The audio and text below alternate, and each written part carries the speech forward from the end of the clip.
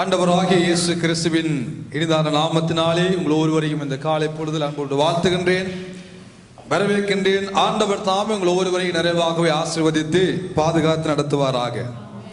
ஆமென், ஆமென். சத்தமாய் ஹல்லேலூயா. கர்த்தர் நல்லவர், அவருடைய கிருபை நம்முடைய வாழ்க்கையில் என்றென்றும் உள்ளது.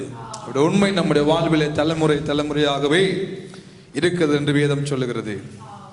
அவன் அருமையான தேவனுடைய பிள்ளைகளே, மத்தேயு 19வது அதிகாரம் 30வது வசனத்தை நாங்கள் வாசிக்க கேட்போம். ஆகிலும் முந்தினோர் அநேகர் பிந்தினோராயும், முந்தினோர் அநேகர் பிந்தினோராயும், பிந்தினோர் அநேகர் முந்தினோராயும் இருப்பார்கள் என்றார். பிந்தினோர் அநேகர் முந்தினோராயும் இருப்பார்கள் என்றார். ஒரு விசை கண்களை மூடுவோமாக. எங்களை நேசிக்கிற நல்ல தெய்வமே, உம்முடைய பிள்ளைகள் உம்முடைய சமூகத்தில் வந்து உங்களுக்குரிய கனத்தை உங்களுக்கு கொடுத்தோம் அப்பா. இப்பொழுது நீங்கள் எங்களோடு பேசுகிற நேரம், பரிசுத்தமுள்ள ஆவியானவர் இந்த வார்த்தைகள் எங்கள் வாழ்க்கைக்குள்ள விதைக்கப்படுகிற பொழுது சத்துருவானவன் இந்த வார்த்தைகளை எங்கள் இருதயத்திலிருந்து எடுத்து விடாதபடி நீங்களே வேலி அடைத்து பாதுகாத்து கொள்ளும்படியாக நாங்கள் ஜெபிக்கிறோம்.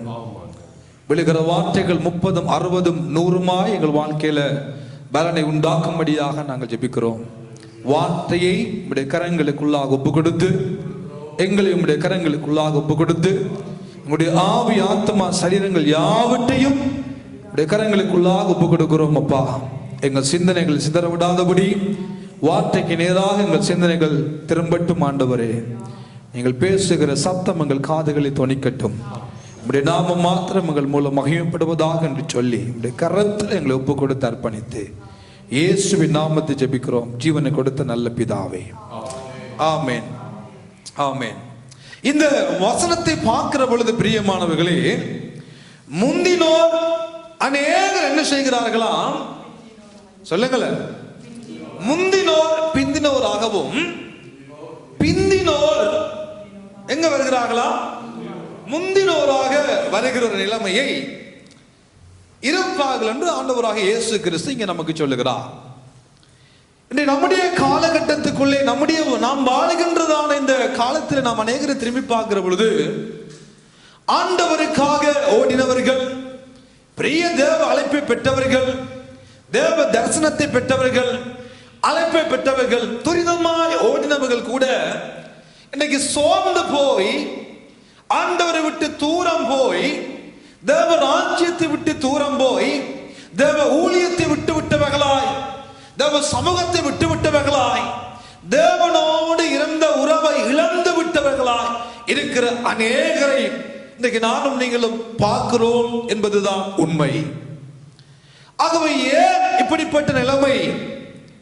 ஏன் முந்தி தேவ ராஜ்யத்துக்குள்ள வந்தவர்கள், முந்தி அழைக்கப்பட்டவர்கள், முந்தி ஆண்டவரால் உருவாக்கப்பட்டவர்கள், பயன்படுத்தப்பட்டவர்கள் நிலைமை ஏன் ஆண்டவரை பிந்தியும் பின்மாற்றமாகவும் சோர்ந்து போனார்கள் என்று நாம் ஒரு விஷயம் பரிசுத்த வேதாகமத்திலே பார்க்கிற பொழுது அநேக பக்தர்களுடைய வாழ்க்கையில பிந்தினோரை ஆண்டவர் முந்தினோராய் மாற்றியும் இருக்கிறார், முந்தினோர்கள் பிந்தினோர்களாகவும் மாற்றப்பட்டும் இருக்கிறார்கள்.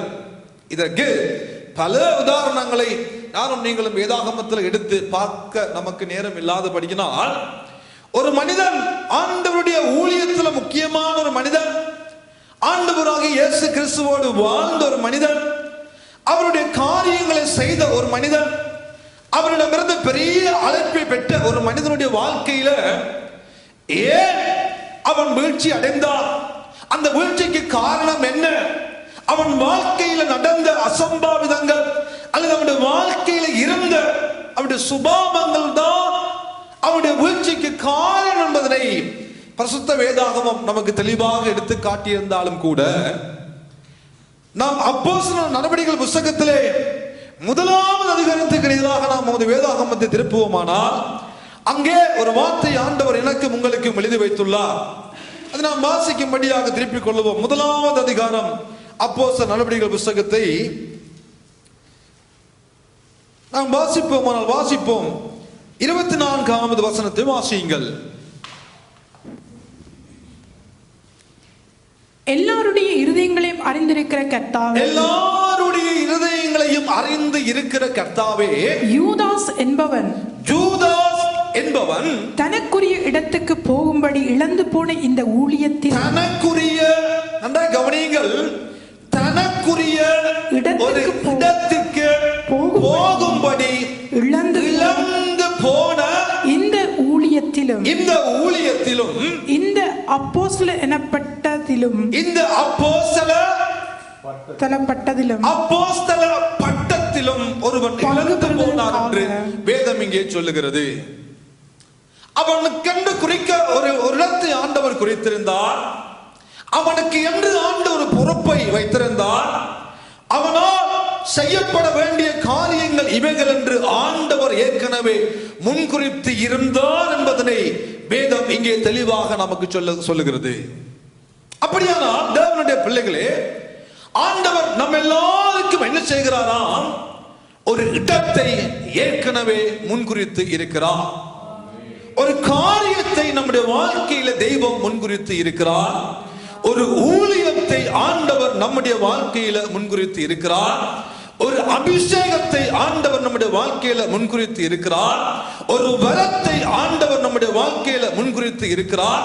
ஒரு தேவ ராஜ்யத்துல நானும் நீங்களும் செய்ய வேண்டிய அல்லது எங்களால் செய்யப்பட வேண்டியது இதுதான் என்று ஆண்டவர் முன்குறித்திருக்கிறார் என்ற காரியத்தினை இங்கே பரிசுத்த வேதாகமம் ஆவியானவர் நமக்கு தெளிவாக சொல்ல வருகிறார். யூதாசுக்கு ஆண்டவர் என்ன செய்திருந்தார்? அவன் போகும்படியான ஒரு இடம், அவன் செய்யும்படியான ஒரு காரியம், அவனால் நடப்பிக்கப்பட வேண்டிய காரியங்கள் அநேகத்தை ஆண்டவர் அவனுக்கும் முன்குறித்து இருந்தார் என்பதனை அப்போஸ்தலருடைய புத்தகத்திலே நாங்கள் வாசிக்க கேட்கிறோம். அப்படியானால் அருமையானவர்களே, இந்த யூதாஸ் என்ற மனிதனுடைய வாழ்க்கையை பார்க்கிற பொழுது அநேகர் இவனை குறித்து பேசுவது குறைவு, இவனுடைய காரியங்களை ஆராய்வது குறைவு, இவனுடைய வீழ்ச்சியை ஆராய்வது குறைவு. ஆனால் இன்றைக்கு இந்த மனிதன் ஏன் மிகுந்தார், இவனை ஆண்டவர் எப்படி காரியங்களை நடப்பித்தார் என்று நாம் பார்க்க வேண்டுமானால் லூக்கா 6வது அதிகாரத்துக்குள்ளே நாம் போகிற பொழுது ஆவியானவர் நமக்கு அநேக காரியங்களை அங்கே எழுதி வைத்துள்ளார். பிரியமானவர்களே, நாம் லூக்கா 6வது அதிகாரத்துக்குள் திருப்பி பார்ப்போமானால் 12வது வசனம் ஒரு காரியத்தை நமக்கு சொல்ல வருகிறது. நாம் அதை வாசிக்க கேட்போம். லூக்கா 6வது அதிகாரம் 12வது வசனத்தை வாசியுங்கள். அந்த நாட்களிலே அவர் ஜெபம் பண்ணும்படி ஆண்டவர் ஜெபம் பண்ணும்படி ஒரு மலையின் மேல் ஏறி இரவு முழுவதும் தேவனை நோக்கி ஜெபம் பண்ணி கொண்டிருந்தார். இரவு முழுவதும் என்ன செய்கிறார்? ஆண்டவராக இயேசு கிறிஸ்து சொல்லுங்களேன், ஜெபம் பண்ணி கொண்டிருக்கிறார். ஏன் ஜெபம் செய்தார்? வாசிங்க. பொழுது விடிந்த பொழுது அவர் தம்முடைய சீசர்களை வரவழைத்து, எல்லா சீடர்களையும் வரவழைத்து, அவர்களில் 12 பேரை தெரிந்து கொண்டு, அந்த எல்லா சீடர்களுக்குள்ளும் எத்தனை பேரை ஆண்டவர் தெரிந்தெடுக்கிறார்? 12 பேரை இயேசு தெரிந்து எடுத்தார். அப்படியானால் இயேசு 16ஆம் வசனம் சொல்லுகிறது, துரோகியான யூதாஸ் காரியோத்தையும் ஆண்டவர் தெரிந்தெடுத்தார் என்று வேதம் சொல்லுகிறது. அன்றாய் கவனியுங்கள், இந்த இடத்துல பார்க்கிற பொழுது யூதாஸ் காரியோத்தை அழைக்கப்பட்டவனா இல்லையா? அழைக்கப்பட்டவன், ஏற்கனவே சீடர்களில் ஒருவனாக வாழும்படியாக இருந்த ஒரு பெரிய சலாக்கியத்தை பெற்ற ஒரு மனிதன் தான் இந்த யூதாஸ். அந்த அநேக சீடர்களுக்குள்ளே நன்றாய் கவனியுங்கள், அநேக சீடர்களுக்கு உள்ளே இருந்து ஒரு விசேஷித்த தெரிவு பெற்றவனாய் அவன் ஏற்படுத்தப்பட்டானா இல்லையா? ஏற்படுத்தப்பட்டான். விசேட தெரிவு அவனுக்கும் ஆண்டவர் வைத்திருந்தால். நன்றாய் இந்த காரியத்தை கவனித்து பாருங்கள்.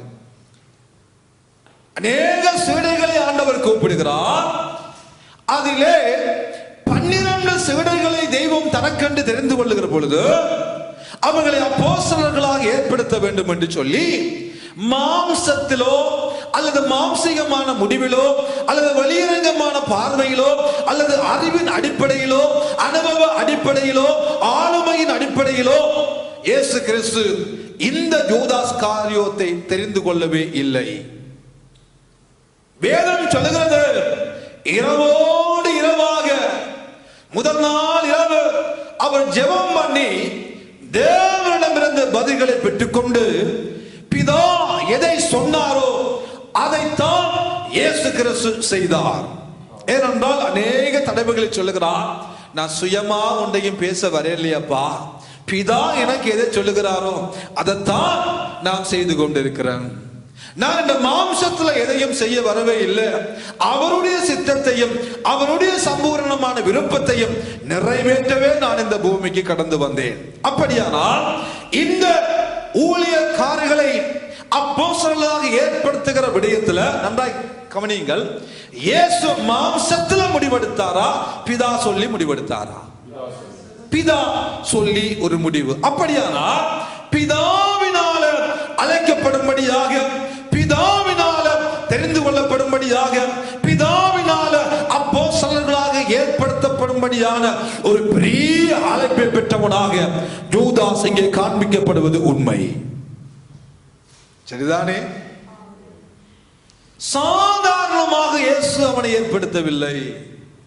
சாதாரணமாக யூதாசே, உனக்கு ஆளுமை செய்யக்கூடிய அனுபவ ரீதியாக அட்மினிஸ்ட்ரேஷனுக்குள்ள செய்யக்கூடிய அறிவு பூர்வம் உனக்கு இருக்கிறது, நீ ஆளக்கூடிய அறிவு உனக்கு இருக்கிறது, சில நடைமுறை காரியங்களை கணக்கு வழக்குகளை சரியாக பார்த்து அதை செய்யக்கூடிய அறிவு உனக்கு இருக்கிறது என்று சொல்லி அவனுடைய அறிவை பார்த்து இயேசு அவனை தெரிந்தெடுப்பதை பார்க்கலாம். ஆண்டவருடைய பிதாவினுடைய சத்தத்துக்கு செவி கொடுத்து யூதாஸ் இங்கே அப்போஸ்தலனாக ஏற்படுத்தப்படுகிற முதலாவது காரியத்தை நானும் நீங்கள் ஞாபகத்தில் வைத்துக் கொள்ள வேண்டும். வேதம் சொல்லுகிறது, 9ஆம் அதிகாரத்துக்குள்ளே நீங்கள் போவீர்களானால் லூக்கா முதல் 2 வசனங்களை நீங்கள் வாசிக்கிற பொழுது ஆண்டவர் இன்னும் ஒரு காரியத்தினை இந்த யூதாஸ் காரியத்துடைய வாழ்க்கையில ஆண்டவர் செய்திருக்கிறார்.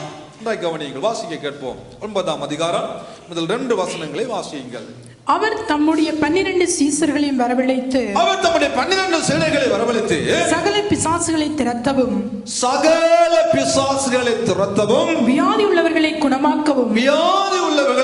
குணமாக்கவும், அவர்களுக்கு வல்லமையும் அதிகாரம் கொடுத்து தேவனுடைய ராஜ்யத்தை குறித்து பிரசங்கிக்கவும், பிணியாளிகளை சொஸ்தமாக்கவும் அவர்களை அனுப்பினார். எவர்களை அனுப்பினார்? அந்த 12 சீடர்களை இயேசு அனுப்புகிறார். அப்படியானால் இந்த காரியோத்து என்னும் இடத்துல இருந்து வந்த யூதாஸ், ஏன் யூதாஸ் காரியோத்து என்றால், காரியோத்து என்னும் இடத்துல இருந்து வந்த யூதா. அநேக யூதாக்கள் இருந்தார்கள். யாக்கோபின் சகோதரனாகிய யூதா இருந்தார், இயேசுவின் சகோதரனாகிய யூதா இருந்தார். அநேக யூதாக்கள் இருந்தபடியினால் இந்த யூதா காரியோத்து என்னும் இடத்துல இருந்து வந்தபடியினால் யூதா இஸ்காரியோத்து என்று சொல்லுகிறோம். அவனையும் வேதம் சொல்லுகிறது. இந்த 12 பேருக்குள்ளே கவனியுங்கள், இந்த 12 பேருக்குள்ளும் ஆண்டவர் என்ன செய்கிறார்? அவர்களை வரங்களை கொடுக்கிறார், வல்லமைகளை கொடுக்கிறார், தேவனுடைய சத்தியத்தை அறிவிக்கும்படியான திராணியை கொடுக்கிறார், பணியாளிகளை சுகமாக்கும்படியான கிருபையான வரங்களையும் ஆண்டவர் கொடுத்தார். சரிதானே? ஆண்டவர் ஒரு பட்சபாதம் உள்ள கடவுள் அல்ல. எல்லாருக்கும் என்ன செய்கிறார்? எல்லாவற்றையும் கொடுத்தார் என்று வேதம் சொல்லுகிறது. அப்படியானால் யூதாஸ் எப்படி ஊழியங்களை செய்திருக்கிறான்? தேவ வல்லமையை பெற்றவன் வல்லமையாய் பிரசங்கம் பண்ணியிருப்பானா இல்லையா? பண்ணியிருப்பான். தேவன் வரங்களை கொடுத்தார், தேவன் பிரசங்கிக்கும்படியான கிருபைகளை கொடுத்தார், பிசாசுகளை துரத்தும்படியாக அதிகாரத்தை வல்லமை அப்படியே கொடுத்தார், வியாதிகள் சுகமாகும்படியான கிருபை, பிசாசுகளை துரத்தும்படியான கிருபை. அப்படியானால் யூதாஸ் ஒரு காலத்துல தேவனுக்காக பலத்த ஊழியங்களை செய்தார். சரிதானே? செய்தார். ஏனென்றால் 9ஆம் அதிகாரம் லூக்கா 10வது வசனம் சொல்லுகிறது, அவர்கள் மறுபடியும் திரும்பி வந்து ஒரு காரியத்தை இயேசுவிடம் சொன்னார்கள். வாசியுங்கள், லூக்கா 9:10. அப்போஸ்தலர் திரும்பி வந்து, கவனியுங்கள், இந்த 12 பேரும் திரும்பி வந்து தாங்கள் செய்த யாவையும் அவருக்கு விவரித்து இயேசுவுக்கு விவரித்தும் சொன்னார்கள். அப்படியானால் இவர்கள் பயன்படுத்தப்பட்டார்கள். அற்புதங்களை செய்தார்கள், வரங்கள் கிரியை நடப்பித்தது, பிசாசுகள் ஓடியது, அற்புதங்களை ஆண்டவர் செய்தார்.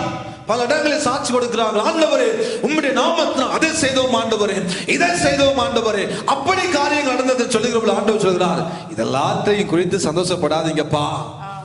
உங்க பெயர் ஜீவ புஸ்தகத்துல பரலோகத்துல எழுதியிருக்கிறது குறித்து சந்தோஷப்படுங்க. அப்படியானால் இவர்களை கொண்டு ஆண்டவர் பெரிய காரியங்களை செய்தார். யூதாஸ் பிசாசை துரத்தினார். யூதாஸ் தேவ வார்த்தையை பிரசங்கம் பண்ணினார். யூதாஸ் பிணியால் இயேசுவாக்கினார். இதுதான் உண்மை. ஏனென்றால் அத்தனை பேருக்கும் ஆண்டவர் அதிகாரம் கொடுத்தார். அத்தனை பேரையும் கர்த்தர் அபிஷேகித்தார். அத்தனை பேருக்கும் கர்த்தர் வரங்களை கொடுத்தார். அத்தனை பேரையும் கிருபையால் ஊழியத்தில் தெய்வம் பயன்படுத்தினார். ஆமென். இன்னும் ஒரு தடவை பார்க்கிற பொழுது யோவான் 6வது அதிகாரத்துக்குள்ளே நாம் போவோமானால் அங்கே இந்த யூதாசை குறித்த ஒரு காரியத்தை ஆண்டவர் எனக்கும் உங்களுக்கும் எழுதி வைத்துள்ளார். வாசிங்க 69ஆம் வசனத்தை வாசியுங்கள்.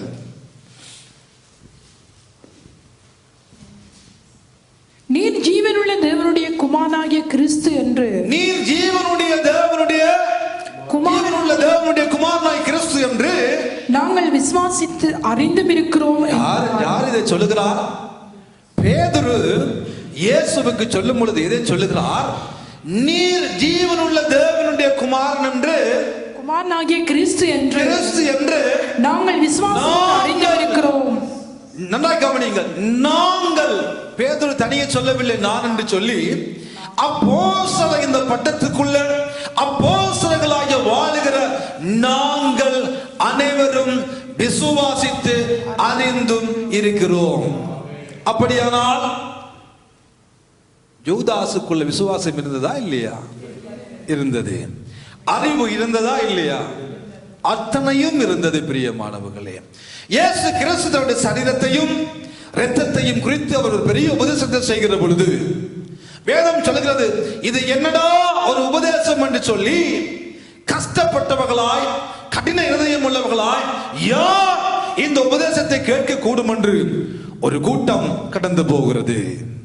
இது கடினமான உபதேசம். இன்னும் ஒரு கூட்டம் அவரோடு கூட நடவாமல் அநேகர் பின்வாங்கி போனார்கள் என்று சொல்லி இதே 6ஆம் அதிகாரத்தை வீட்டில் சென்று வாசித்து பாருங்கள். ஆண்டவர் தெளிவாக நமக்கு சொன்னார். ஒரு கூட்டம் என்ன சொல்லுது? கடினமான உபதேசம். இந்த மனுஷன் போட்டு இப்படி எல்லாம் உபதேசம் பண்ணுகிறாரே, கடினமா இருக்குது, ஏற்றுக்கொள்ளவே இயலாம இருக்குது. புறபுறுத்து கொண்டு முறுமுறுத்து கொண்டு ஒரு பாதி கூட்டம் பின்னால போகிறது, இயேசுவை விட்டு போகிறது. இன்னும் ஒரு பாதி கூட்டம், அநேகர் அவரோடு கூட நடந்த கூட்டம் அவரை விட்டு விட்டவர்களாய் இன்னொரு பக்கத்தால பின்வாங்கி போகிற ஒரு நிலைமை. இன்னும் ஒரு பக்கம் 12 சீடர்கள் நிற்கிறார்கள். நீங்களும் போய்விட மனதா இருக்கிறீர்களோ? இல்லை ஆண்டவரே, இல்லை, ஜானத்துல போவோம் அப்பா, உம்மிடத்தில் அல்லவோ அந்த ஜீவனுள்ள வார்த்தைகள் உண்டு. நீர் யார்? ஜீவனுள்ள தேவனுடைய குமாரனாய் கிறிஸ்து அல்லவோ, நாங்கள் எப்படி போவோம்? நாங்கள் எல்லாம் அறிவுள்ளவர்களா இருக்கிறோம், நாங்கள் எல்லாரும் விசுவாசமுடையவர்களா இருக்கிறோம் என்று சொல்லுகிற பொழுது யூதாஸ் மௌனமாகத்தான் இருந்தான். அப்படியானால் யூதாஸ் காரியோத்து சாதாரண ஒரு மனிதன் அல்ல, சரிதானே? பிதாவினுடைய அனுமதியோடு இயேசுவால் அழைக்கப்பட்டவன், இரண்டாவது இயேசுவால் தெரிந்தெடுக்கப்பட்டவன், மூன்றாவது வரங்களை பெற்றவன், அபிஷேகத்தை பெற்றவன், ஆவியின் கிருபைகளை பெற்றவன், தேவனுடைய நல்ல ஈவுகளை பெற்ற ஒரு மனிதன். அநேகர் இயேசுவை விட்டு விட்டு போன பொழுதும், அநேகர் பின்வாங்கிய பொழுதும், அநேகர் இயேசுவோடு நடவாமல் இருந்த பொழுதும், இயேசுவை விட்டு போன பொழுதும், யார் போனாலும் பரவாயில்லை நான் இருப்பேன் என்று வாழ்ந்த ஒரு மனிதனுடைய வாழ்க்கையில துர்பாக்கியமான நிலைமை நடந்தது. பிரியமானவர்களே, நல்லா இருந்த ஒரு மனிதன், நல்ல ஆண்டவருக்காக ஊழியம் செய்த மனிதன், தேவனை பற்றிய பூரண அறிவுள்ள ஒரு மனிதன், ஒரு நாள் ஆண்டவருக்கு துரோகியாக மாறினான். ஒரு நாள் ஆண்டவருக்கு துரோகியாக மாறினார் என்றால் வேதம் சொல்லுகிறது துரோகியான ஜூதாஸ் ஸ்காரியோத்து என்று வேதத்தில் பல தடவைகளிலே எழுதியும் வைத்துள்ளார். துரோகியாக மாறினான். ஏன் இந்த துரோகத்தனத்துக்கு காரணம் என்ன? ஏனுடைய வாழ்க்கையில் இப்படிப்பட்ட காரியங்கள் நடந்தது? நல்ல மனிதன் அல்லவோ, நல்ல முந்தினோராய் வாழ்ந்தவன் அல்லவோ, நல்ல முன் அழைப்பு பெற்றவன் அல்லவோ, நல்ல ஊழியங்களை செய்தவன் அல்லவோ, ஏன் அம்மா, ஏன் ஐயா இந்த மனிதனுடைய வாழ்க்கையினுடைய வீழ்ச்சிக்கு காரணம் என்று பார்க்கோமானால் 3 காரணங்களை வேதாகமம் ஒன்றன் பின் ஒன்றாக நமக்கு அடுக்கிக் கொண்டே போகிறது. பிரியமானவர்களே, ஒன்று, ஆண்டவர் நமக்கு சொல்லுகிற முதலாவது காரியம், வாசியுங்கள் 6வது அதிகாரம் யோவான் 70வது வசனத்தை நாங்கள் வாசிக்க கேட்போம். இயேசு அவர்களை நோக்கி பன்னிருவராகிய உங்களை நான் தெரிந்து கொள்ளவில்லையா? உங்களுக்குள்ளே ஒருவன் பிசாசாய் இருக்கிறான். உங்களுக்குள்ளும் ஒருவன் பிசாசாய் இருக்கிறான். என்ன சொல்லுகிறார் ஆண்டவர்? உங்களுக்குள்ளும் ஒருவன் பிசாசா இருக்கிறான். இந்த உலகத்தில் நன்றாய் கவனியுங்கள், பிறக்கிற ஒவ்வொரு பிள்ளைகளும் பரிசுத்தமுள்ளவர்களாய் பிறப்பது இல்லை.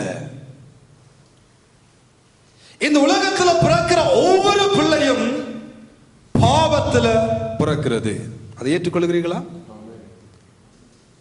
என் பிள்ளை என் குடும்பத்தில் எனக்கு பிறந்தபடினால் அவன் பரிசுத்தமானாய் பிறக்க முடியாது. ஒவ்வொரு பிள்ளைகளும், இந்த உலகத்தில் பிறக்கிற ஒவ்வொரு பிள்ளைகளும் பாவத்தில் பிறக்கிறார்கள். எப்பொழுது அவர்களுடைய பாவம் நீங்கிறது என்றால், அவர்கள் இயேசு கிறிஸ்துவை எப்பொழுது தங்கள் சொந்த இரட்சகராக ஏற்றுக்கொள்கிறார்களோ அப்பொழுதுதான் தேவனுடைய பிள்ளைகளாக அவர்கள் மாறும்படியாக அதிகாரத்தை ஆண்டவர் கொடுக்கிறார். ஏனென்றால் அவருடைய நாமத்தின் மேல் விசுவாசம் உள்ளவர்களாய் அவரை ஏற்றுக்கொண்டவர்கள், நாமத்தின் மேல விசுவாசம், அவரை ஏற்றுக்கொண்டவர்கள் எத்தனை பேர்களோ அத்தனை பேர்களும் அவருடைய பிள்ளைகள் ஆகும்படிக்கு அதிகாரத்தை ஆண்டவர் கொடுக்கிறார். அப்படியானால் எல்லா பிள்ளைகளும், இந்த உலகத்தில் பிறக்கிற எல்லா மானிட வர்க்கமும் பாவத்தில் பிறக்கிறது, பாவியாக பிறக்கிறது, தெய்வம் இல்லாமல் பிறக்குகிறது. சரிதானே? ஆனால் எப்பொழுது இயேசுவை ஏற்றுக்கொண்டு, எப்பொழுது இயேசுவின் நாமத்தில் விசுவாசம் உள்ளவர்களாய் அவரை ஏற்றுக்கொண்டு, அவரை விசுவாசித்து, அவர் மேல் நம்பிக்கை வைத்து, அவர்தான் என் இரட்சகர் என்று எப்பொழுது அறிக்கை எடுக்கிறார்களோ அன்றுதான் அவருடைய அதிகாரத்துக்கு உட்பட்டவர்களாக, அவருடைய ராஜ்யத்துக்கு உட்பட்டவர்களாக, அவருக்கு சொந்தமானவர்களாக மாற்றப்படுகிறார்கள்.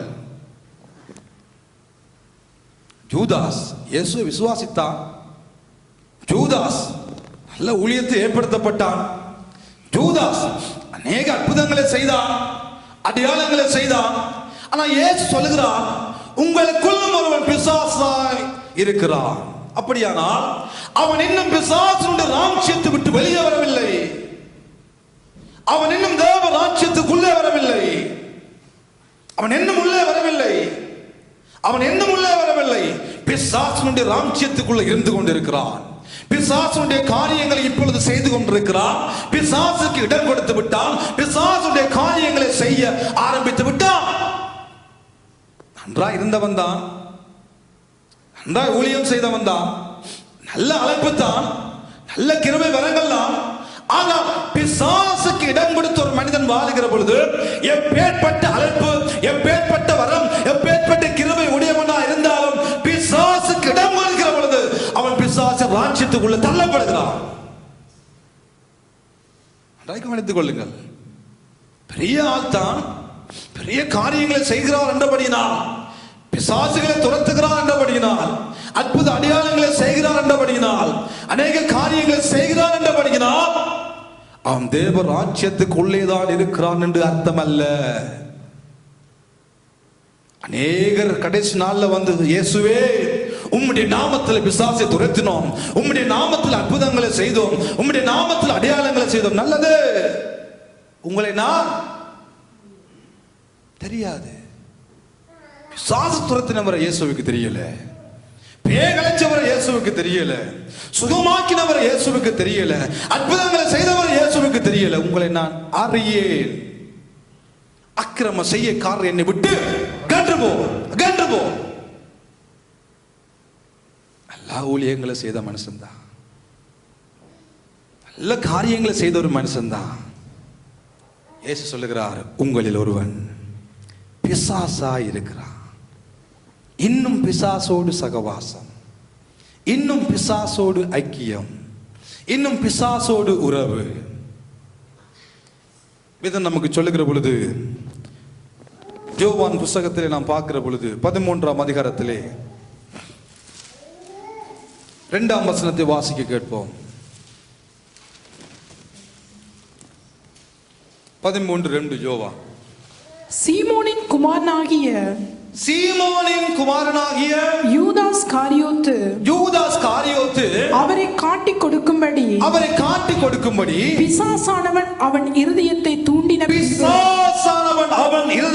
தூண்டின பின்பு அவர்கள் போஜனம் பண்ணிக் கொண்டிருக்கையில் இயேசுவோடே இருக்கிறான். அன்றா கவனியுங்கள், ஆலயத்துக்குள்ள இருக்கிறார், ஊழியங்களை செய்கிறார், தேவனை கிருபையா நடத்துறார் என்பதற்காக பிசாசு தூண்டாமல் விட்டானோ? இல்ல. போஜனம் வந்து இருக்கிறார்கள் இயேசுவோடு. வேதம் சொல்லுகிறது, சீமோனின் குமாரனாகிய யூதாஸ் காரியோத்து அவரை காட்டிக் கொடுக்கும்படிக்கு பிசாசானவன் அவன் இருதயத்தை தூண்டினான்.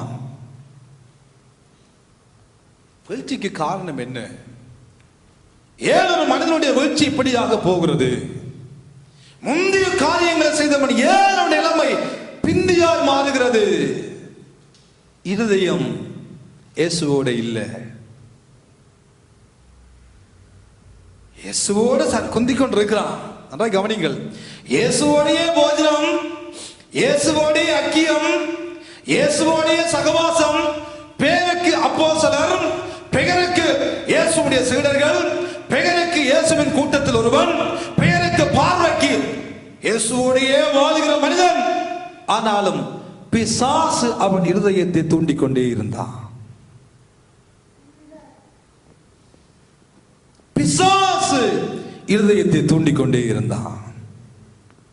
ஆலயத்துக்குள்ள இருக்கிறோம், ஆராதிக்கிறோம், ஆண்டவருக்காக அதை இதை செய்கிறோம் என்பதனால் நம்முடைய இருதயத்தை பிசாசு வஞ்சித்து விட முடியாது என்பது அல்ல.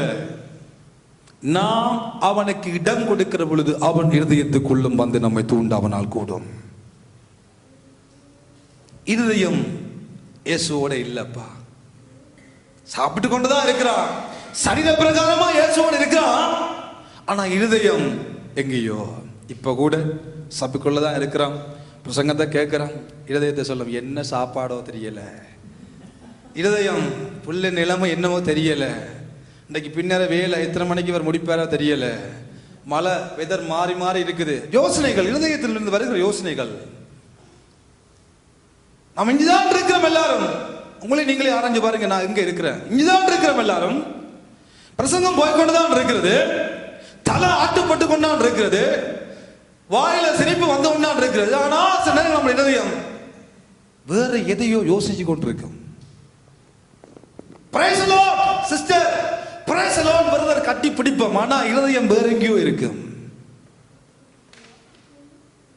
இருதயம் இருதயம் ஆண்டவர் சொல்லுகிறார் ஒரு கட்டத்தில் ஒரு கூட்டத்தை பார்த்து, உதடுகளினால என்னை கனம் பண்ணுகிறார்கள், உதடுகளினால என்னை துதிக்கிறார்கள், உதடுகளினால அது இது சொல்லுகிறார்கள், ஆனா இருதயமோ தூரமா இருக்குப்பா.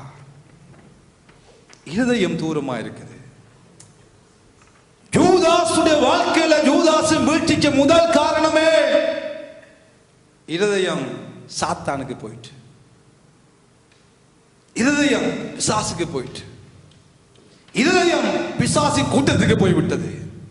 இருதயத்திலிருந்து வேதம் இருதயத்திலிருந்து பொல்லாத சிந்தனைகள் தோன்றும். இருதயம் பொல்லாங்கனுக்குள்ள கொடுத்தாச்சு, இருதயம் பொல்லாத சிந்திக்க கொடுத்தாச்சு, இருதயம் பிசாசு கொடுத்தாச்சு. ஆகவே இந்த ஆண்டவர் சொல்கிறார், உங்களுக்குள்ளும் ஒருவன் பிசாசா இருக்கிறான். ஏன்? அவன் உங்களோட இருக்கிறான், வார்த்தையை கேட்கிறான், நன்றா இருந்து ஐக்கியமா சாப்பிடுறான், எங்களோடு இருக்கிற மாதிரி வருகிறான், போகிறான், பணம் பைய தோல்ல போட்டுக்கொண்டு திரிகிறான், எல்லாத்தையும் செய்யறான். நல்லது. பணம் பையம் அவனுக்கு மேல, அவன் தோலுக்கு மேல இருக்கிறது, அந்த அறிவு அவனுக்கு இருக்கிறது. ஓகே. ஆனால் சரீரம் தான் எங்களோடு திரிகிறது, இருதயம் பிசாசுக்கு போய்விட்டது. தேவ பிள்ளைகளே, நம்முடைய வாழ்க்கையில் நாம் ஆராய்ந்து பார்க்க வேண்டிய முதலாவது காரியம், நம்முடைய இருதயத்தில் யாருக்கு இடத்தை கொடுத்திருக்கிறோம்? வாலிப பிள்ளைகள், இருதயங்களை ஆராய்ந்து பாருங்கள். யாருக்கு இங்கே இடம்? யாருக்கு இந்த இடத்தை நாம் கொடுத்திருக்கிறோம்? ஆலயத்துக்குள்ள இருக்கலாம், ஆராதிக்கலாம், ஊழியம் செய்யலாம், எல்லாம் செய்யலாம்.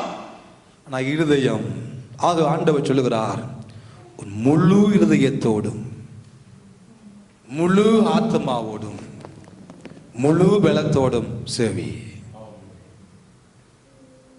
இருதயம் முழுக்க தெய்வத்தை கொடுக்காவிட்டால், இருதயத்தில் முழு இருதயத்தையும் ஆண்டவருக்கு கொடுக்காவிட்டால், சத்துருவானவனால் கலைகளை அந்த இருதயத்துக்குள்ள விதைக்கவும் கூடும், விதைக்கிற கலைகளை உள்ளத்திலிருந்து அவனால் எடுக்கவும் கூடும்.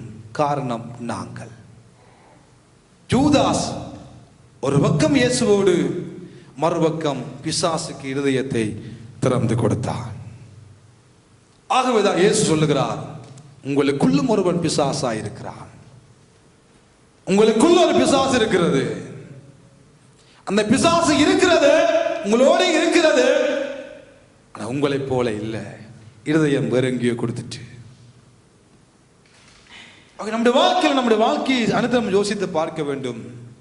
குறை சொல்லுகிறவனாய், பண ஆசை பிடித்தவனாய், இயேசுவோடு இருந்து இயேசுவை காட்டி கொடுக்க வேண்டும் என்ற ஒரு துடிப்போடு அவன் இயேசுவோடு இருந்து செயற்படுகிறபடியினால், இயேசு அவன் நிலைமையை அறிந்தபடியினால், எப்படியாவது அவனை காப்பாற்ற வேண்டும் என்று சொல்லி, எப்படியாவது அவனை மீட்க வேண்டும் என்று சொல்லி அவர் சொல்லுகிறார், உங்களுக்குள்ள ஒரு பிசாசு இருக்கிறானப்பா, இவனுக்கு தெரிந்திருக்கும். ஏன்? இவன் இருதயத்தை யாருக்கு கொடுத்தான்? பிசாசு தூண்டும்படியாக இருதயத்தை கொடுத்து விட்டான். இவனுக்கு நன்றாய் தெரியும், இயேசு என்னோடு தான் பேசுகிறார். இயேசு தெளிவா சொல்லுகிறார், உங்களுக்குள்ள ஒரு பிசாசு இருக்கிறது. இன்னும் ஒரு சந்தர்ப்பத்தில் இயேசு சொல்லுகிற காட்சியை பாருங்கள். இன்னும் ஒரு தடவை அவர் சொல்லுகிற பொழுது 13வது அதிகாரம் யோவான் 11ஆம் வசனத்தை வாசியுங்கள். 13:11. தம்மை காட்டி கொடுக்கிறவனை அவர் அறிந்திருக்கிறபடியினால் நீங்கள் எல்லாரும் சுத்தமானவர்கள் அல்ல என்றார். நீங்கள் எல்லாருமே சுத்தமானவர்கள் அல்ல என்று சொன்னார் இயேசு கிறிஸ்து. எல்லாருமே சுத்தமானவர்கள் அல்ல. அப்படி என்ன சொல்ல வருகிறார்? அவர் எல்லாரையும் அறிந்திருந்தார். இயேசு கால்களை கழுவுகிற பொழுது பேதுரு சொல்லுகிறார், ஆண்டவரே வேண்டாம் வேண்டாம், கழுவ வேண்டாம்.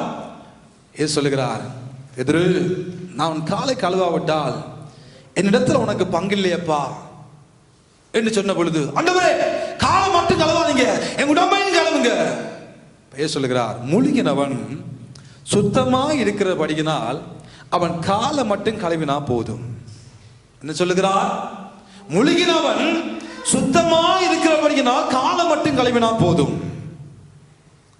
திரும்பி இயேசு சொல்லுகிறார், எல்லாரும் உங்களுக்குள்ள சுத்தமானவன் இல்லை.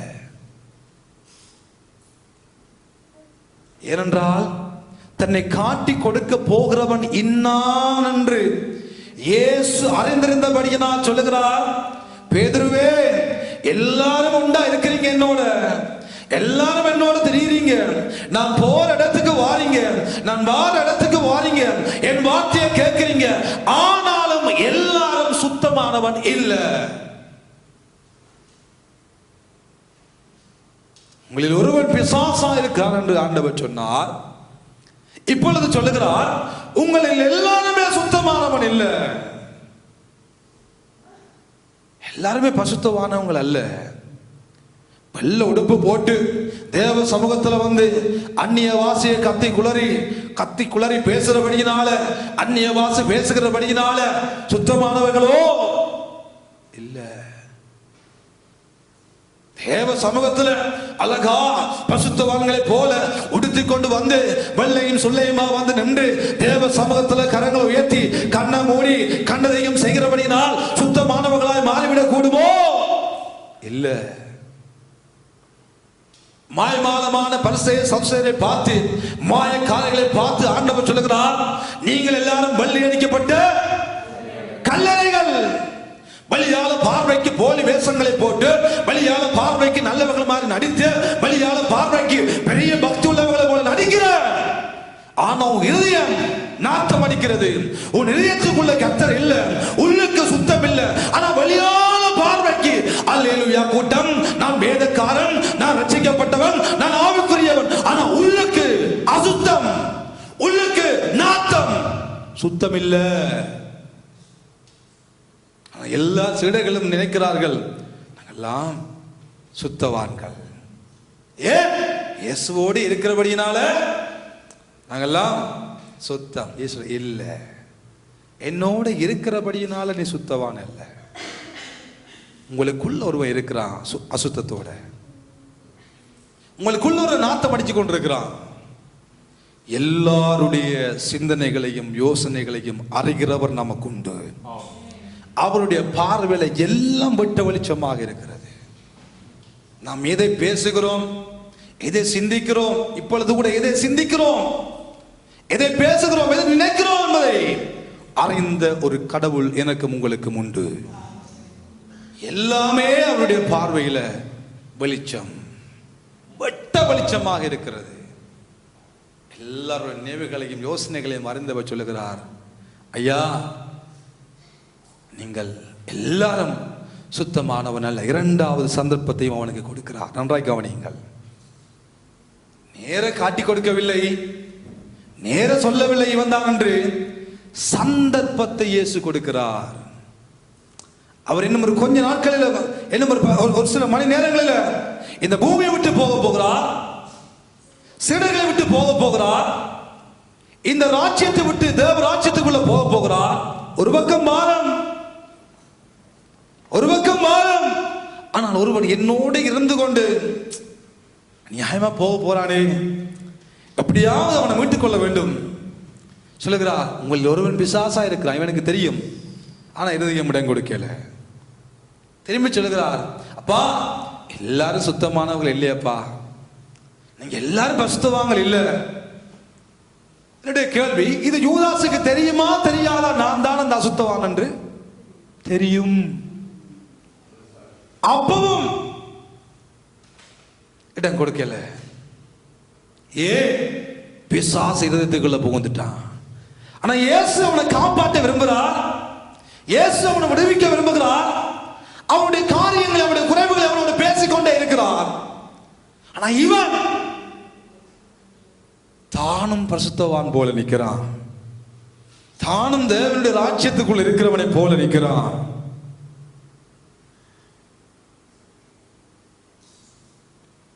நடிப்பு, மாய்மாலம், போலி வேஷங்கள், இயேசுக்கு எல்லாம் தெரிகிறது, எல்லாம் தெரிந்தவர். உங்களுக்குள்ள எல்லாரும் சுத்தம் இல்லையப்பா சொல்லுகிற பொழுது கேட்டு போட்டு பரிசுத்தவான் மாறி நிற்கிறான். உங்களுக்குள்ள ஒரு பிசாசு இருக்குது சொல்லுகிற பொழுதும் பரிசுத்தவானை போல நிற்கிறான், ஒன்றுமே தெரியாத போல நிற்கிறான். இயேசுவின் இருதயம், எப்படியாவது இவன் வெளியில வர வேண்டும், எப்படியாவது இவன் விடுதலையாக்கப்பட வேண்டும், எப்படியாவது இவன் சுத்தமான மாற்றப்பட வேண்டும், எப்படியாவது இவருக்குள் இருக்கிற பிசாசின் காரியங்கள் வெளியே போக வேண்டும். தெய்வம் பிரயாசப்படுகிறார், தெய்வம் பேசுகிறார், தெய்வம் விடுதலையாக்கி அவனுடைய குற்ற உணர்வை அவனுக்கே சொல்லுகிறார், அவன் தவறை அவனுக்கே சொல்லுகிறார். ஆனா இருதயத்துல வேற ஒன்று பூந்தபடியினால இயேசுவின் வார்த்தை உள்ளுக்கு போகுதே இல்லை, போகுதே இல்லை. இரண்டாவது சந்தர்ப்பத்தில் இயேசு அவனுக்கு சுட்டி காட்டுகிறார். மூன்றாவது சந்தர்ப்பத்தில் இன்னும் ஒரு காரியத்தையும் ஆண்டவர் அங்கே அவனுக்கு செய்கிற காட்சியை வேதம் நமக்கு காண்பித்து கொடுக்கிறது. வாசியுங்கள். லூக்கா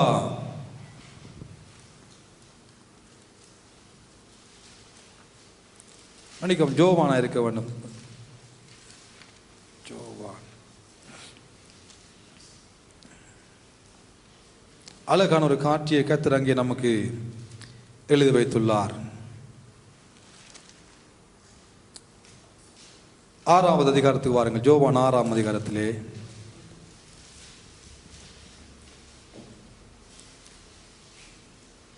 64வது வசனத்தை வாசியுங்கள்.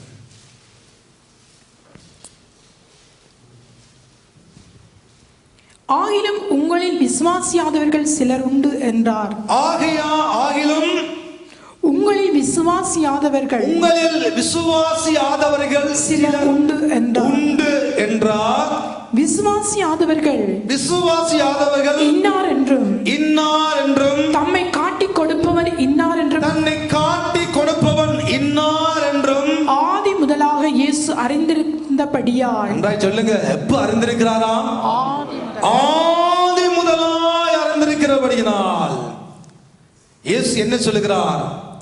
உங்களில் விசுவாசியாதவர்கள் சிலர் உண்டு என்று சொன்னார். எத்தனையோ தடவைகள் அவனோடு பேசுகிறார். நன்றாய் கவனித்து பாருங்கள். எல்லாரும் வந்திருக்கிறீங்கப்பா, எல்லாருமே நிக்கிறீங்க என்னோட. ஆனால் நீங்க நிக்கிறீங்க, உங்க வாக்கிக்குள்ள எது இல்ல? சொல்லுங்களேன். விசுவாசம் என்றதே இல்ல. விசுவாசம் இல்ல. நிக்கிறீங்க எல்லாரும் சத்தத்தை கேட்கறீங்க, எல்லாரும் வார்த்தையை கேட்கறீங்க. ஆனா உங்களுக்குள்ள விசுவாசம் இல்ல என்பதை எப்படி பொதுவாக சொன்னார் பாருங்க. ஆகிலும் உங்களில் விசுவாசியாதவர்கள் சிலர் உண்டு என்றார். விசுவாசியாதவர்கள் இன்னார் என்றும் தன்னை காட்டி கொடுப்பவன் இன்னார் என்றும் இயேசு ஆதி முதலாய் அறிந்தபடியினால் இப்படி சொன்னார். கவனித்து பாருங்கள். உங்களுக்குள்ள பிசாசா இருக்கிறார் சொன்னார்.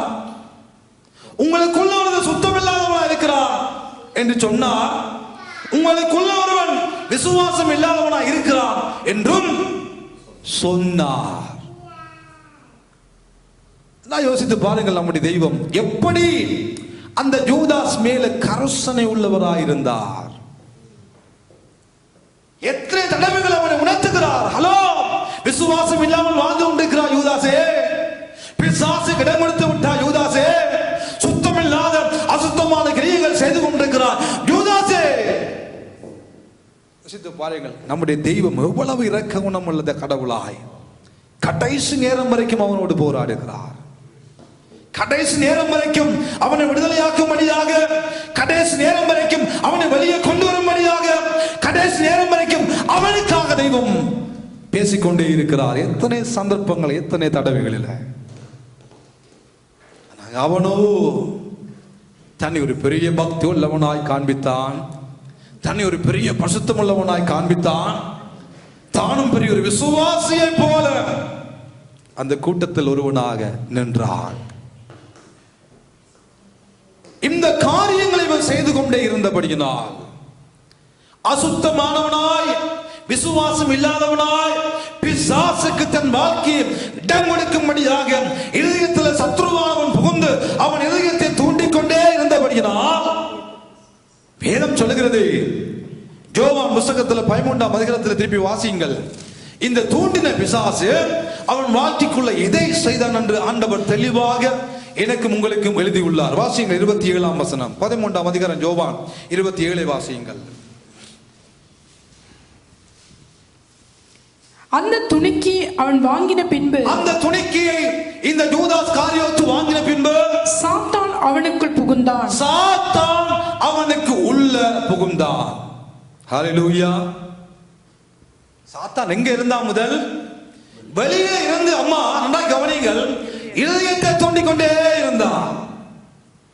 வெளியே இருந்து தேவையில்லாத காரியங்களை பேசும்படியாக, தெய்வத்துக்கு விரோதமாய் காரியங்களை செய்யும்படியாக, தெய்வத்துக்கு விரோதமாய் காட்டி கொடுக்கும்படியாக தேவனோடு இருந்து கொண்டு இயேசுவோடு வாழ்ந்து கொண்டு இயேசுடைய சாப்பாட்டில் இவனும் ஒரு ஐக்கியப்பட்டு கொண்டு இயேசுவின் உபதேசங்களை கேட்டுக்கொண்டு இயேசுவோடு இருந்தவன்.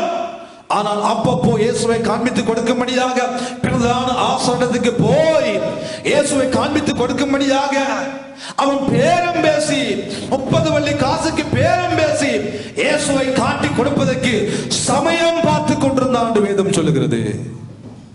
சமயம் தேடிக்கொண்டே இருந்தான் இயேசுவை காண்பித்து கொடுப்பதற்கு. திடீரென்று நடந்த காரியம் அல்ல, சமயம் தேடிக்கொண்டிருக்கிறான்.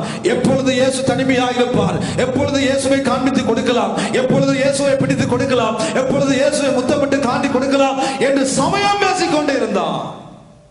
சந்தர்ப்பங்களை தேடிக்கொண்டே இருந்தான்.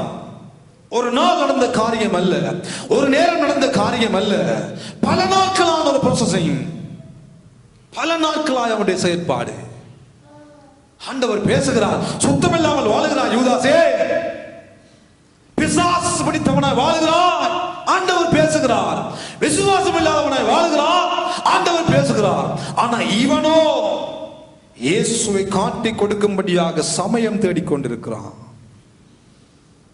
சத்ருவுக்கு இடத்தை கொடுத்தான், கொஞ்சம் கொஞ்சமாக இருதயத்தில் தோண்டும்படியாக இடத்தை கொடுத்தான். ஒரு நேரம் வந்தது, பிசாசு அவனுடைய வாழ்க்கைக்கு உள்ள முழுக்க புகுந்தான். இப்பொழுது புகுந்தான், உடனே பிசாசு புகவில்லை, உடனே பிசாசு வாழ்க்கைக்குள்ள புகுந்தவனை சூறையாடவில்லை, உடனே அவனுடைய வாழ்க்கைக்குள்ள பூரவில்லை.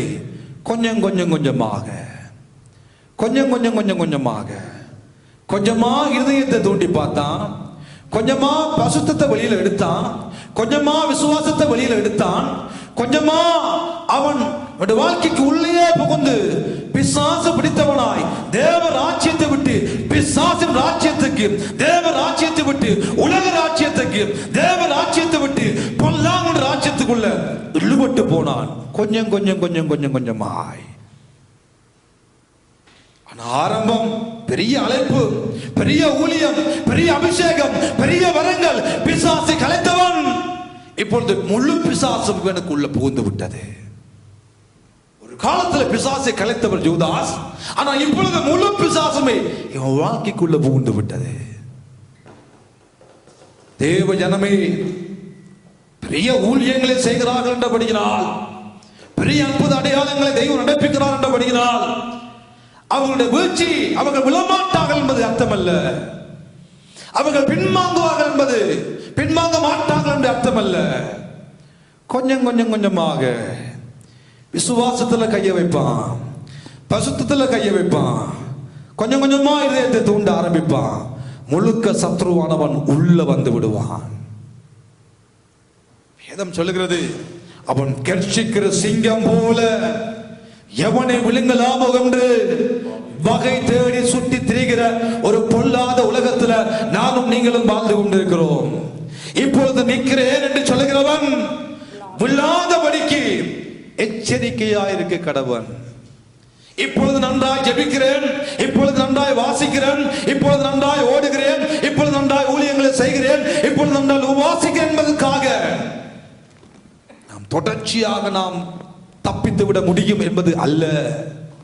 தொடர்ச்சியாக உபவாசம், தொடர்ச்சியாக தேவனோடு உறவு, தொடர்ச்சியாக தேவனோடு ஐக்கியம், தொடர்ச்சியாக நம்முடைய காரியங்களை செய்கிற பொழுதுதான் வருகிற உபத்திரவங்களிலிருந்து, வருகிற பொல்லாத பிசாசின் பிடியிலிருந்து, பிசாசின் திட்டங்களிலிருந்து நானும் நீங்களும் ஜெயம் எடுக்க முடியுமே தவிர, இப்பொழுது இருக்கிற ஜெபம், இப்பொழுது இருக்கிற ஊழியம், இப்பொழுது ஆண்டவருக்காக செயல்படுகிற செயல்பாடுகள் நாளைக்கு நம்முடைய நன்மைகளை கொண்டு வரும் என்பது அல்ல.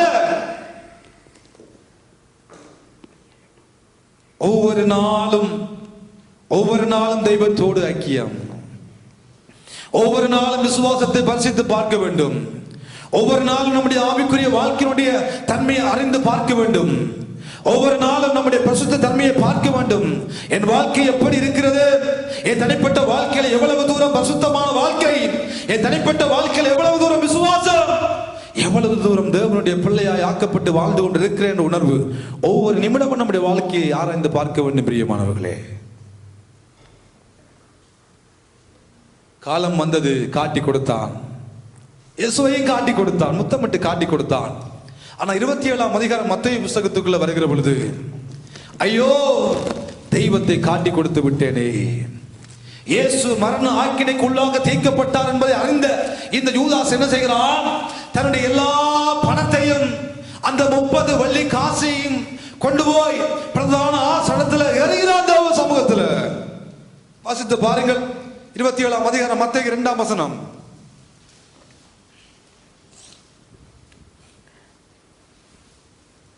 அவரை கட்டி கொண்டு போய் தேசாதிபதியாகிய பொந்தியு பிலாத்துவினிடத்தில் ஒப்பு கொடுத்தார்கள்.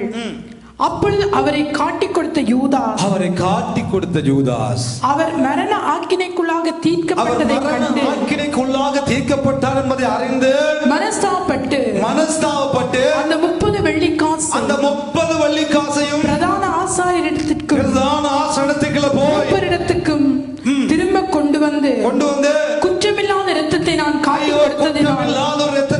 கொடுத்து விட்டேன், பாவம் செய்தேன் என்று சொல்லி அவர்கள் எங்களுக்கு என்ன, அது உன்பாடு என்றார். உன்பாடப்பா, எங்களுக்கு என்ன, அது உன்பாடு. நீ எப்படி போனாலும் எங்களுக்கு என்ன, எங்கட காரியம் முடிந்து விட்டது, நீதான் காட்டி கொடுத்தாய், அது உன்பாடு, அது உன்பாடு. மனஸ்தாபம் வந்தது உண்மைதான். ஐயோ பாவம் செய்தேன் என்று புலம்பியது உண்மைதான், அழுதது உண்மைதான். ஆனால் அதை செய்ய வேண்டிய இடத்துல செய்யாமல் அவசரப்பட்டவனாய் போய் தூக்கல போட்டு தொங்கி நாண்டு கொண்டு கீழே விழுந்து வயிறு வடிச்சு செத்து போனான் என்று வேதம் சொல்லுகிறது.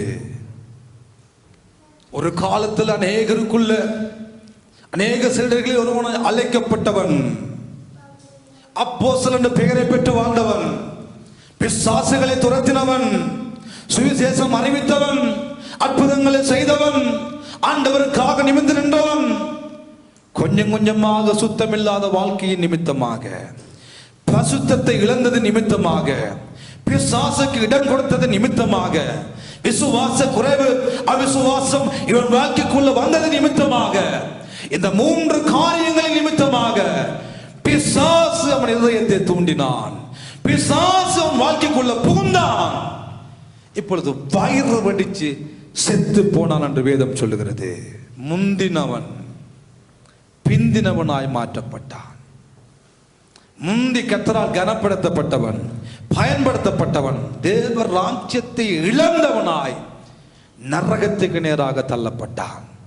தேவ ஜனமே, இவனுடைய வாழ்க்கையும் இவனுடைய சரிதையும் இவனுடைய சுபாவமும் இன்றைக்கு எங்களுக்கு ஒரு நல்ல படிப்பினையாக இருக்கட்டும்.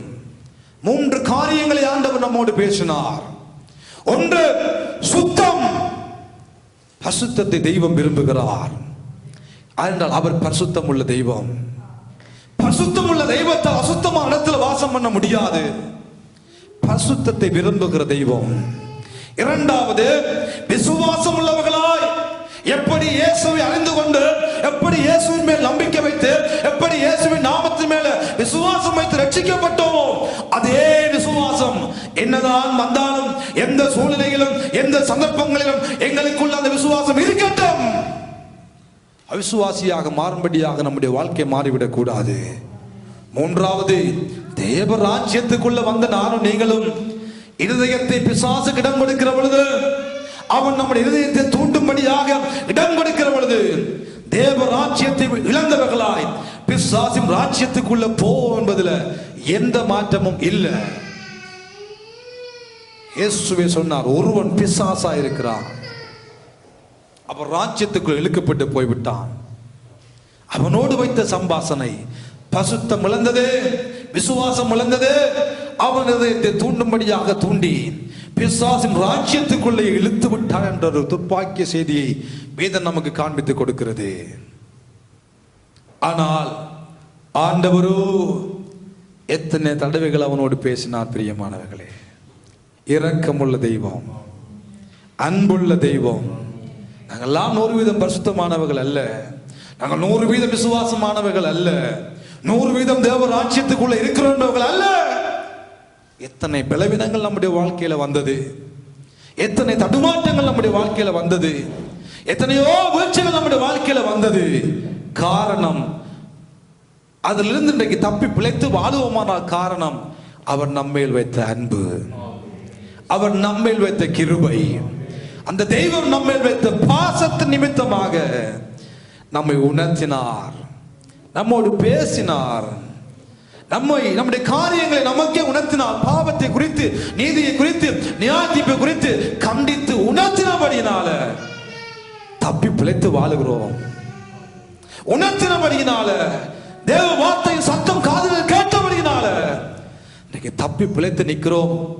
சகோதரனே, தப்பி பிழைத்து நிற்கிறோம். அன்பு சகோதரியே, ஆண்டவர் விரும்புகிறார் இதிலே தொடர்ந்து நிரந்தரமாக வாழுவோம் என்றால் நமக்கென்று ஆண்டவர் முன்குறித்த இடத்துக்கு நாம் செல்ல முடியும். நம்மை கொண்டு ஆண்டவர் செய்ய தீர்மானித்த காரியத்தையும் நம்மை கொண்டு அந்த தெய்வத்தால் செய்து முடிக்கவும் கூடும். அப்போஸ்தல பட்டத்தை அன்றைக்கு அந்த யூதாஸ் இழந்தது போல ஒரு இழப்பு நம்முடைய வாழ்க்கையில வராதபடிக்கு தெய்வம் நமக்கு தருகிற கிருபையான வரங்களை தேவ நாம மகிமைக்காக நாங்களும் பயன்படுத்தவும் கூடும் என்பதில் எந்த சந்தேகமும் இல்லை. ஆமென். ஆகவே அந்த ஞாபகத்தில் வைத்துக் கொள்வோம், சுத்தம், விசுவாசம், தேவனுக்கு முக்கியத்துவம் கொடுத்து வாழுகிற பொழுது நம்முடைய வாழ்க்கையில எப்படிப்பட்ட சந்தர்ப்பங்கள், எப்படிப்பட்ட காரியங்கள் வந்தாலும் நமக்கென்று தெய்வம் வைத்திருக்கிற அந்த இடத்தை சாதாரணமாக நாம் சென்று அடையக்கூடும்.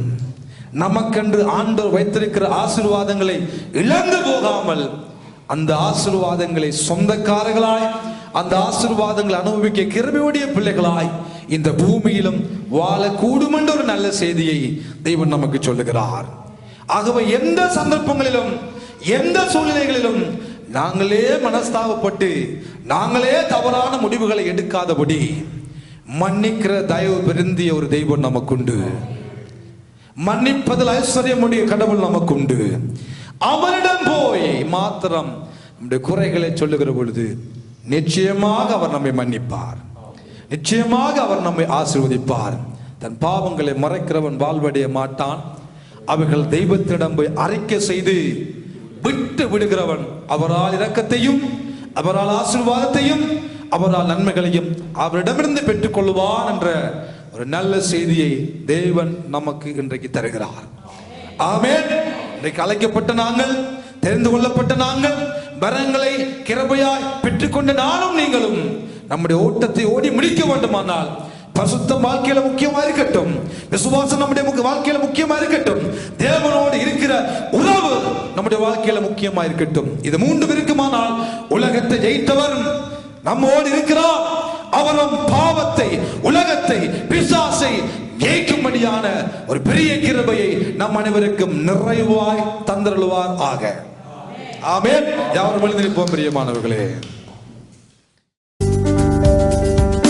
தலை சாய்க்கும் கல் நீரையா, மூளை கல் நீரையா, நான் நம்பி தலை சாய்க்கும் கல் நீரையா, மூளை கல் நீரையா.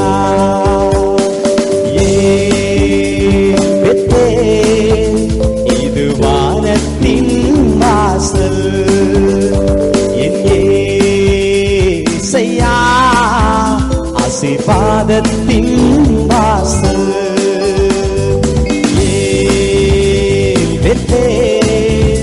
இது வானத்தின் வாசல், என் ஏசையா ஆசீர்வாதத்தின் வாசல்.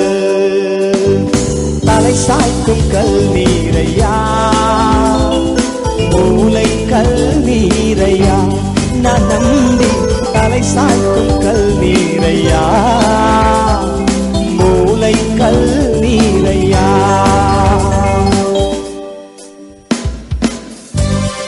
ஆண்டவர் யாக்கோபை பார்த்து சொல்லுகிறார், நீ மேற்கேயும் கிழக்கேயும் வடக்கேயும் தெற்கேயும் பறந்து வா என்று சொல்லி, பூமியின் தூளை போல உன் சந்ததி பெருகும் என்று சொல்லி வாக்குத்தத்தம் பண்ணின கர்த்தர். The Lord who promised, hallelujah, is being with us. Hallelujah. Thank you.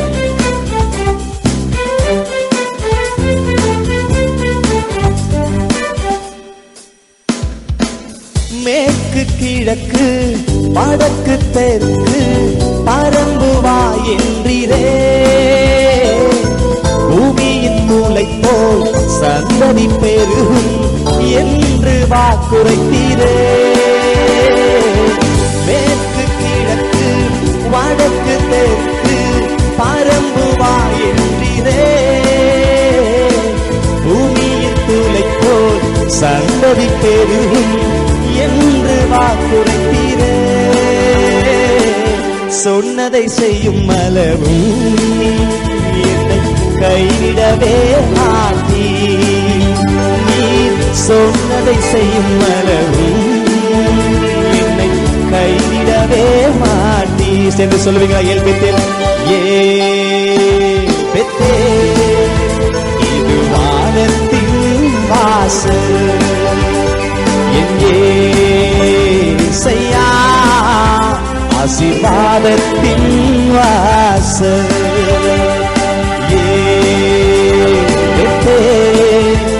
இது வானத்தின் வாசல், எங்கேசையா ஆசீர்வாதத்தின் வாசல். தலை சாய்க்கும் கல்நீரையா, மூளை கல்நீரையா, நனம் தலை சாய்க்கும் கல்நீரையா, மூளை கல்நீரையா. ஆதியாகமம் 28ஆம் அதிகாரத்துல ஆண்டவர் யாக்கோபுக்கு வாக்கு பண்ணுகிறார், பூமியின் வம்சங்கள் எல்லாம் உனக்குள் உன் சந்ததிக்குள் ஆசீர்வதிக்கப்படும் என்று சொல்லி. அதனால அதே ஆசீர்வாதம் நமக்கும் உண்டு. கவலைப்படாதிருங்கள், கஷ்டப்படாதிருங்கள், எதை குறித்தும் கவலைப்படாதிருங்கள். கர்த்தர் எல்லாவற்றையும் பார்த்துக் கொள்கிறார். ஆண்டவர் பார்த்துக் கொள்வார். Come on.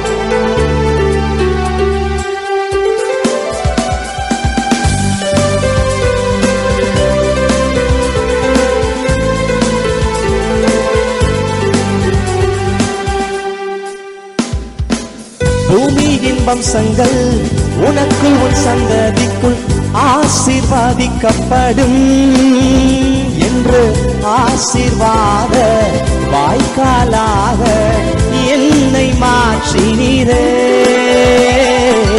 பூமியின் வம்சங்கள் உனக்குள் உன் சந்ததிக்குள் ஆசீர்வாதிக்கப்படும் என்று ஆசீர்வாத வாய்க்காலாக என்னை மாற்றினீரே. சொன்னதை செய்யும் அளவும் என்னை கைவிடவே மாட்டீ. நீர் சொன்னதை செய்யும் அளவும் என்னை கைவிடவே மாட்டீ. ஏல்பெத்தேல் சொல்லுவோமா? ஏல்பெத்தேல் இது வானத்தின் வாசல், எங்கேசையா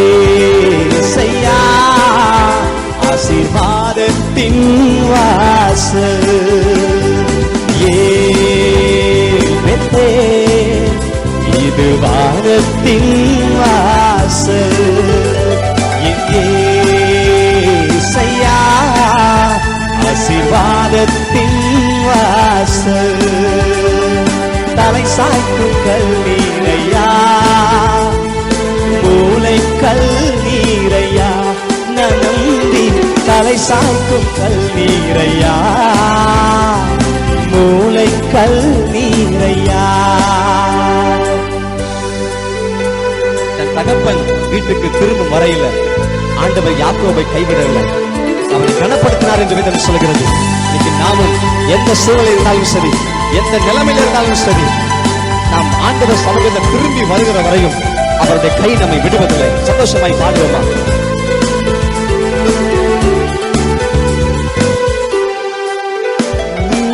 செல்லும் இடமெல்லாம் உன்னோட இருந்து உன்னை கனப்படுத்துவே.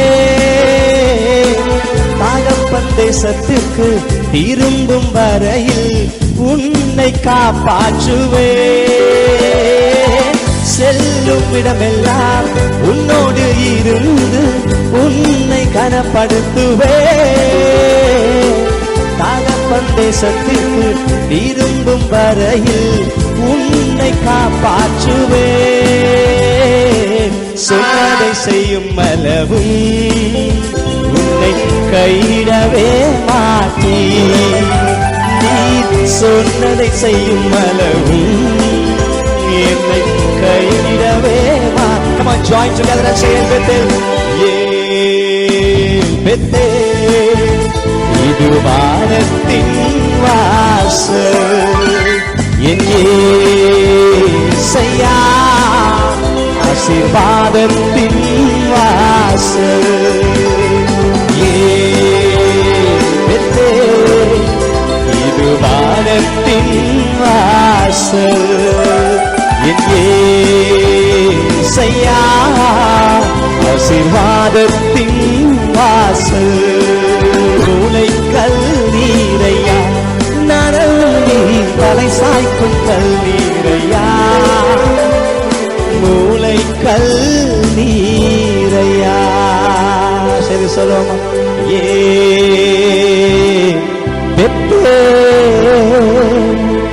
இது வானத்தின் வாசல். என் இயேசையா